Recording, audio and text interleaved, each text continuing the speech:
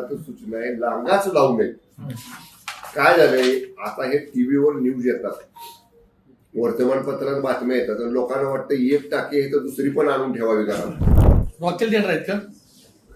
आम्ही तयारी करून ठेवलेली आहे राज्य सरकारने.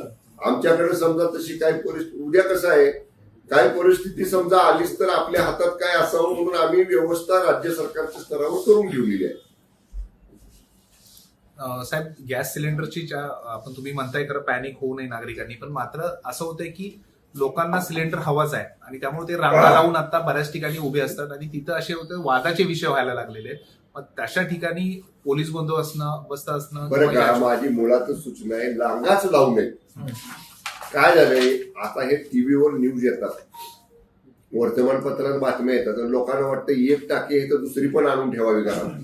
शेफर साईडला जाण्यासाठी लोक, म्हणून आम्ही प्रशासनाच्या वतीने आमचा प्रयत्न आहे की असं करू नये लोकांनी. आम्ही जबाबदारी घेतो, जिल्हाधिकारी, मी, जिल्हा पुरवठा अधिकारी, की पुरेसं सिलेंडर मिळतील. आता नवीनच गेल्या 2-4 दिवसापासून लॉकडाऊनचं परत एक चालू झालंय की लॉकडाऊन पुन्हा होणार. हे आम्हाला पुण्यासोबत झाले, लोक पॅनिक होत आहेत. त्यामुळे तुम्ही जागरूक पाहिजे, माध्यम प्रतिनिधी जागरूक पाहिजे. नाही, आम्ही सांगतोय पण ते आमच्यापेक्षा तुमच्यावर विश्वास जास्त आहे लोकांचा. तुम्ही सांगितलं ना काय होणार नाही की माणसं मोकळे फिरायला लागतात.